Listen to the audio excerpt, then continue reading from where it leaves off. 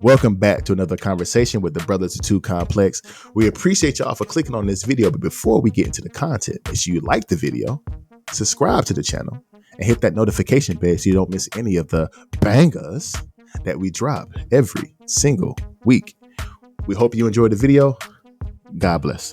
So Paul George was discuss what led him to leave the Los Angeles Clippers in his recent episode of Podcast P with Paul George. How do you feel about what he said that led to his departure? I didn't want to give too much information away. I wanted you to, because you got a lot to say. About to go off for a second. Just bear with me, team. Audience, bear with me, guys. So it's gonna sound crazy. It's gonna sound kind of zesty me saying this low key, but Paul George is giving me the ick, bro.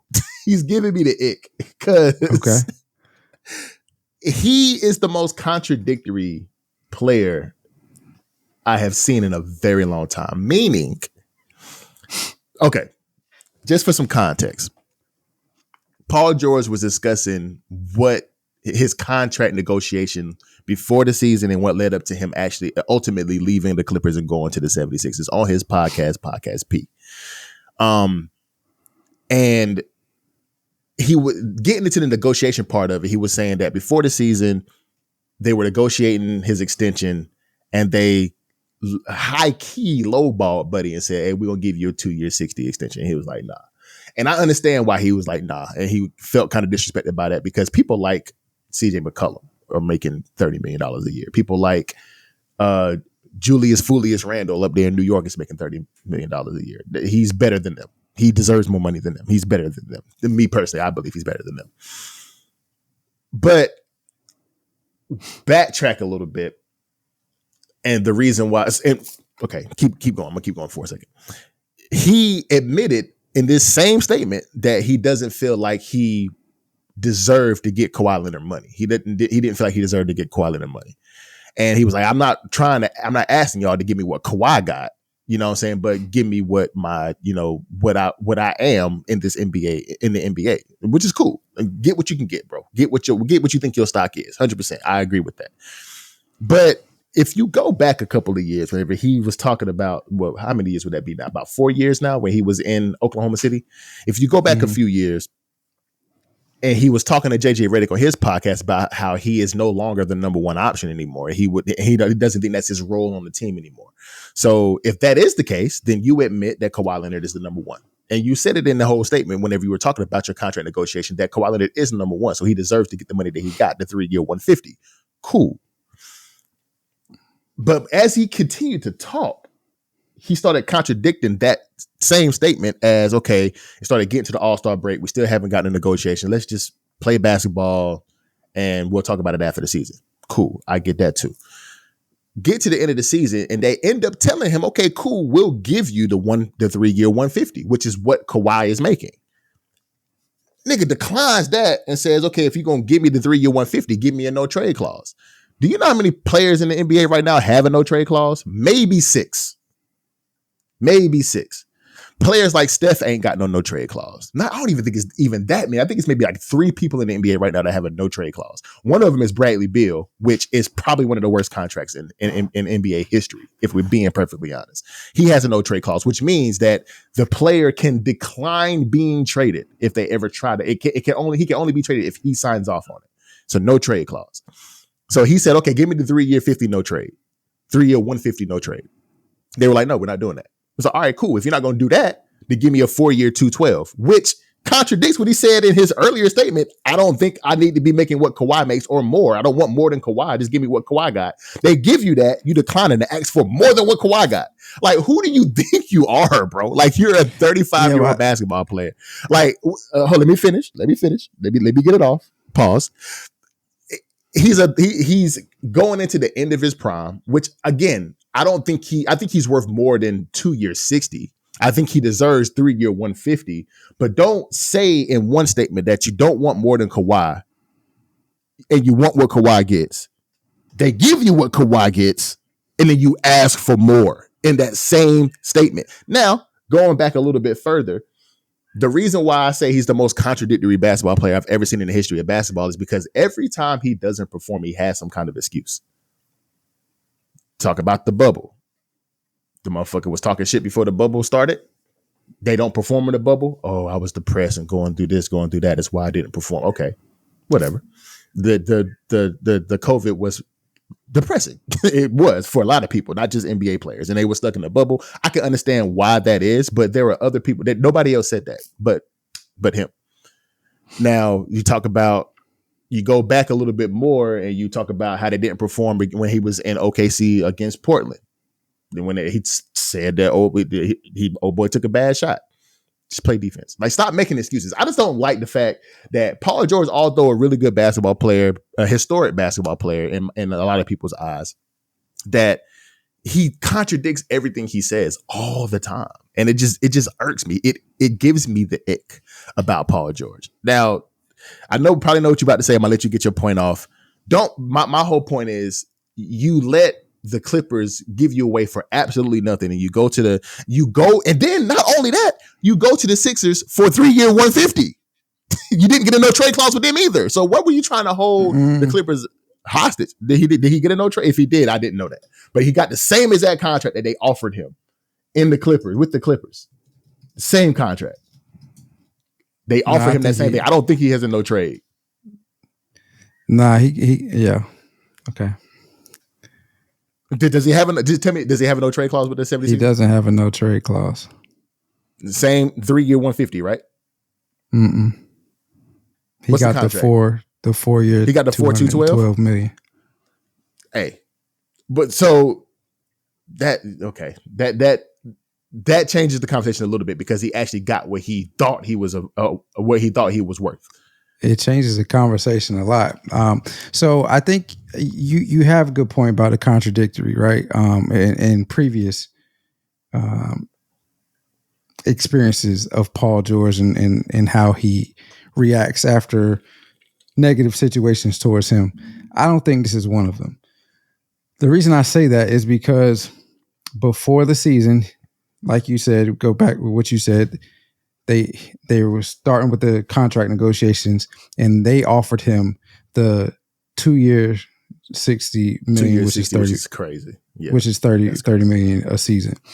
Mm-hmm. And then he declined it, said he felt disrespected, didn't say, and in his whole time saying this, telling this story about the contract negotiation, said there's no hard feelings towards the Clippers, so on and so forth. That could very well be BS, but whatever. So, right, like you said, at All-Star break, they couldn't get anything done. And he said, let's just table it till after the season. It's kind of messing with me. I'm getting upset about it, so on and so forth. Let's just wait till after the season. After the season, they come to him, tell him that they want him to be retired Clipper. They want him to be a Clipper for life. They value him. So that being said, they would give him the 3 years, $150 million, is that a max deal? I don't know shit. Yeah, it is a max deal. Okay. Mm-hmm. And so they which were is what he giving asked for. Which is what he asked for. That's what he asked for. But as you know, and as I told you when we were talking about this, yesterday's price is not today's price. And even though they gave him what he asked for, all he asked for was, okay, if you value me as a member of the Clippers team and you want me to retire as a Clipper, just throw the no trade clause in there and I'm good. You give me what I want, just throw that in there.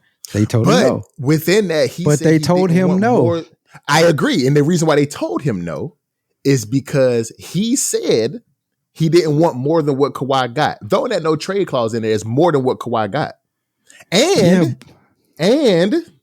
to table that a little bit more too, you saying that you're not a number one guy anymore, that's what they were negotiating off of.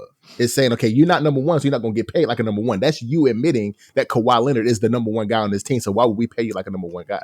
But they still did it. They literally still did it. But go ahead. No, I get that. But what I'm saying is, so if you tell me, because we all know professional teams do you grimy. They'll tell you one thing, and then as soon as they get the opportunity, they get rid of your ass. And so if you telling me, before I say what I'm gonna say about what they told him, LA's home for him. He wants to stay in LA, and he said I didn't want to leave LA, but they told him they want him to remain a Clipper and be a Clipper for life, retire as a Clipper. So if you can fix your mouth as an organization to say all of that, give me what I wanted originally after we go through contract disputes during the season or before the season, during the season, and now we're at the end of the season. And all I ask is, okay, if you value me that much as you say, then give me the same deal, but with a no trade clause, and I'll sign that piece of paper. And you tell me no, then that tells me you don't really value me as you say you do. And so, yeah, since you don't value me as much as you say you do, then let me get the 4 years, 212, because I know when Kawhi's contract comes up, you're going to try to keep him as give him whatever he want, which he's going to have more than me. And then we can remain Clippers. And they told him no. All right, so then let me go test and see what I can get from the other market. And the Sixers gave him what he thought he was worth. Because what he said in the interview was, what was not going to happen is you give me the money, the contract that I don't want, and then as soon as you get an opportunity, you trade me. And then so now I'm somewhere I don't want to be with a contract that I didn't want, and you told me you wanted me here. So I feel like I understand what Paul George was saying in that. And he very well could be telling a lie. But from how he explained it, I can understand why he did what he did. I somewhat agree with you. And, I feel like to further extend your argument, I feel like he did have some leverage in the situation, knowing that Kawhi only played 68 games, I think. Well, only is crazy, but Kawhi played 68 games and didn't play most of the playoffs. Paul George played 74 games, played the whole playoffs. So he had a little bit of leverage in the situation where, okay, if you're going to look at who's valued more, then I think the consensus would be over, if you're looking at like the population of people, I think the consensus would be that Paul George was probably more valuable to that team than Kawhi was, especially with availability. But again, he get hurt a lot too, though. Paul George, yeah, but I commend Paul George because Paul George had a damn near career-ending injury, and I appreciate Paul George for overcoming that injury that he had in the Olympics. 8 years ago? Well, 4 years ago? No, it was a while ago. I don't 2016, remember. I think it was. Wasn't it? 2016, I think it was.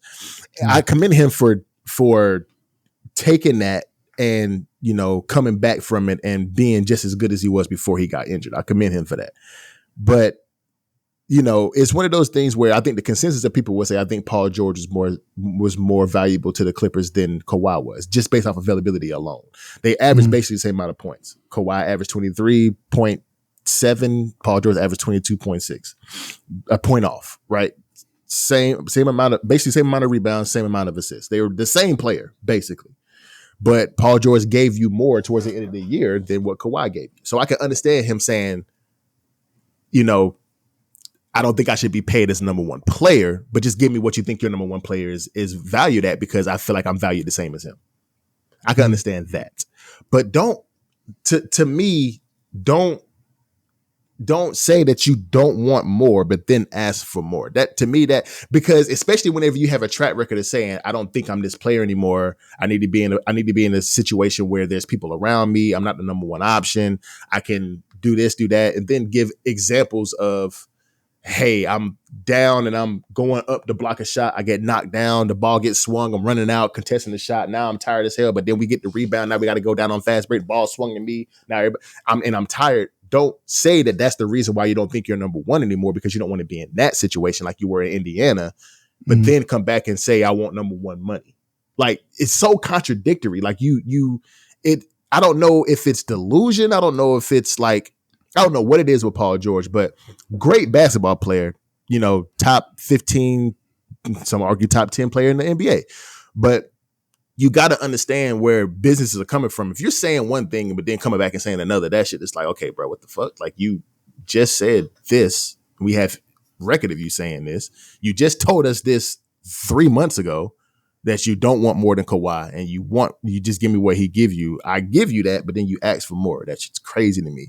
And I feel like the reason why he got the biggest reason why he got that in Philadelphia is because Philadelphia had a lot of money to throw around, like a lot of money to throw around. So they could go out there and say, "Oh yeah, shit, Paul George, they don't want to give you that. We'll give it to you." They had a lot of money I think they were under the cap by a wide margin to where they could make this and still bring pieces in. So they got what they needed. They got their third star because Maxey gonna go crazy. Of course, Joel Embiid, MVP caliber player, he gonna go crazy. And then you got another MVP caliber player in Paul George, what people think, like I said, arguably top 10 player in the league. So you got what you wanted. But if you really wanted to stay in LA, then you would have stayed with the word that you had. But I could understand that he felt like he was more valuable than Kawhi. So you asked for, just like D'Lo said, yesterday's price ain't today's price. I don't even think it's that. I don't think he felt like he was more valuable than Kawhi.